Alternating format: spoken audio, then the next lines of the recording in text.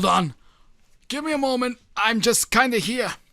I've been stuck in this basement playing with my dominoes without a single piece of entertainment to go with it. I wished for some more entertainment, and all I got was the second era of Russell T Davies' Doctor Who. So first off, before he even started with his new Doctor, we kinda get the old one back. So the 14th Doctor, as played by David Tennant way back then, appeared at the end of The Power of the Doctor. His first story was a comic book, which was a lot of Daleks. They killed off Nicholas Briggs, and there were Dalek toys, Evil of the Daleks, and we get movie Daleks, and then he shows up in the tail end of that on Children in Need in Destination Scarrow, in which Davros, from being one of the most complex villains in all of the show, is now, well, an old man with a plunger fetish. I was into plungers one time. It did not end well. Either way, it was a load of tripe. Anyways, moving on to the first proper episode here. The Star Beast. A remake of an old comic book with Tom Baker's Doctor. That comic book was a lot of fun. And this is still kind of a lot of fun, more or less. Miriam Margolyes plays Beep the Meep. She's awesome. Then there's Rose Noble. She's not so awesome. Look, I do like Yasmin Finney. She's a good, talented actress. But Rose Noble just is not it. But I swear, she can shine no matter what she's made of. Anyways, here we go. That was alright. Wild Blue Yonder, masterpiece, no notes except for Mavity, that kinda sucks. The Giggle, really interesting and fun, clever idea with the villain known as the Toy Maker, otherwise known as the Celestial Toy Maker. Lots of fun, lots of crazy ideas, and then the bi-generation happens. And here comes Shuli Gatwa out of his shoulder. First thought, he's alright. But the problem is, he feels like a supporting character in the 14th Doctor's Farewell. And that's a really bad first impression for your new Doctor. Right now, first proper episode. Church on Ruby Road. Lot of fun. I like the Doctor and Ruby Sunday's dynamic. Second episode, Space Babies. Utter pesh. The end of the world had some sauce. Well, these are the reheated nachos of that sauce. Plus, the babies themselves are fucking abominations. Next, we have The Devil's Cord. No, Maestro, I'm sorry, you are the most obnoxious villain in this entire franchise. No. Boom! Now that's more like it. Some actual sci-fi to start off this era. With Stephen Moffat back. I'd say, thumbs up.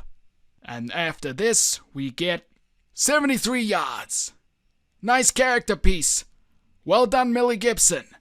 Only problem is, what the hell was going on with that ending?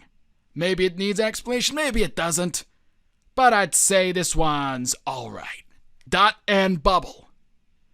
Well, shows that Russell T Davies does not really know the younger generation that much, does he?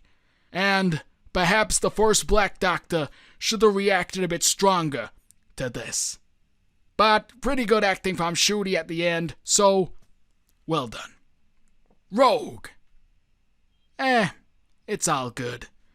Rogue is pretty damn good, so that one gets a thumbs up.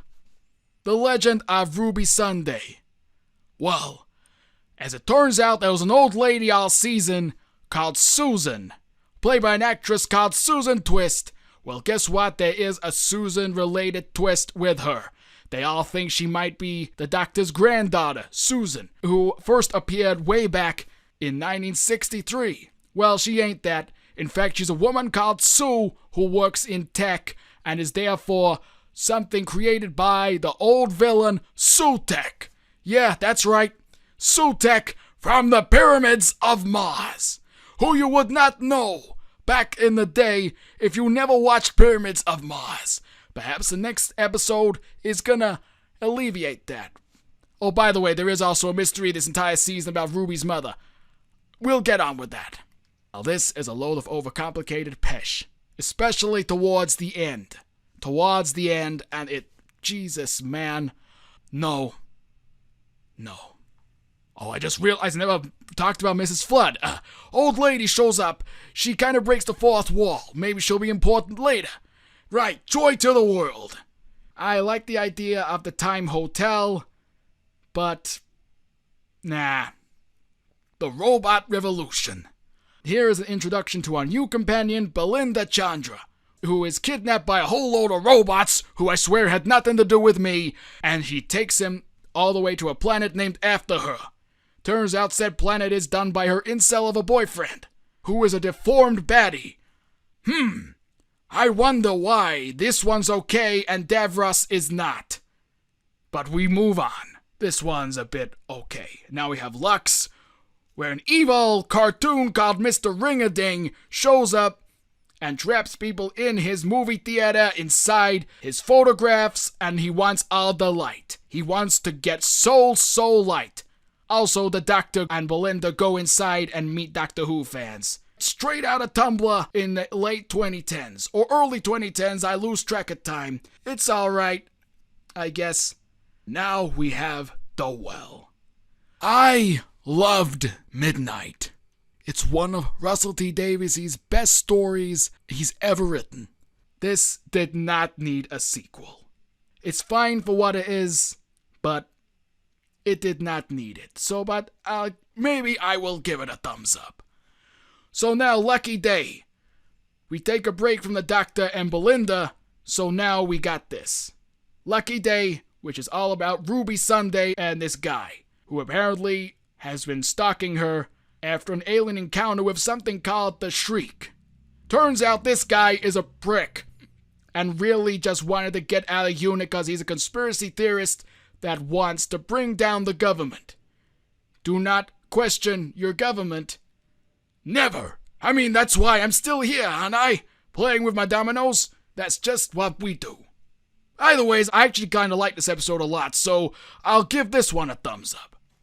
The story and the engine. Yeah, this one's actually really good. I just wish we got more of this for more of this era, so thumbs up, yeah. The Interstellar Song Contest.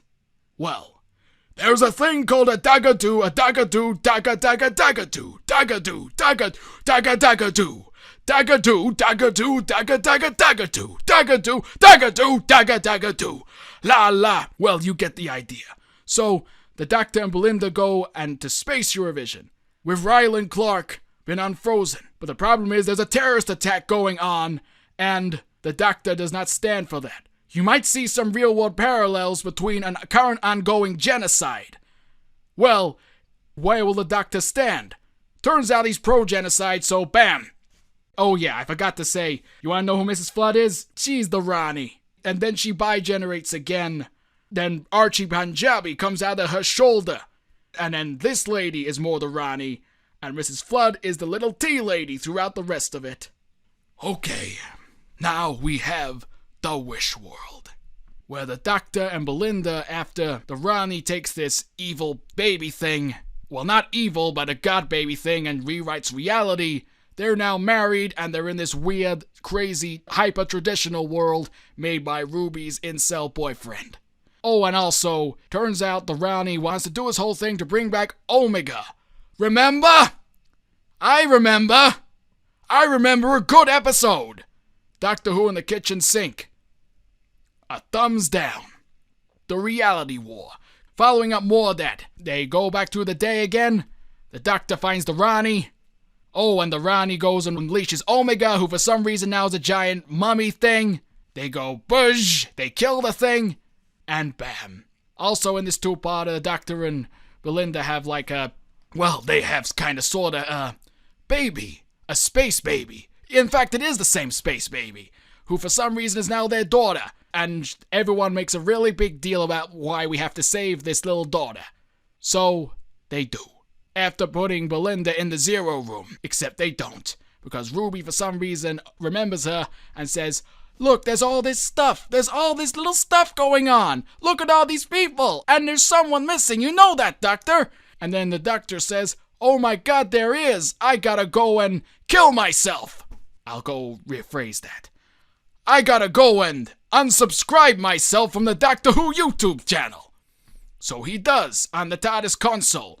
And then, before he can go and change again, the 13th Doctor shows up again and says, "Hi, Shooty Gatwa, I am the Doctor and this is me best friend Yaz. And you're also really, really beautiful." So he moves on, he does a thing, and rewrites Belinda's entire reality to be that her entire motivation is nothing but a mother. Moving on, Doctor goes away, leaves Belinda, he goes to regenerate, and now he's Billy Piper again. What the hell's going on? So, thumbs down, what the hell? Shooty Gatwa, I'm so sorry, but you deserved so much better than this. Anyways, I gotta go back to my dominoes. Be careful what you wish for.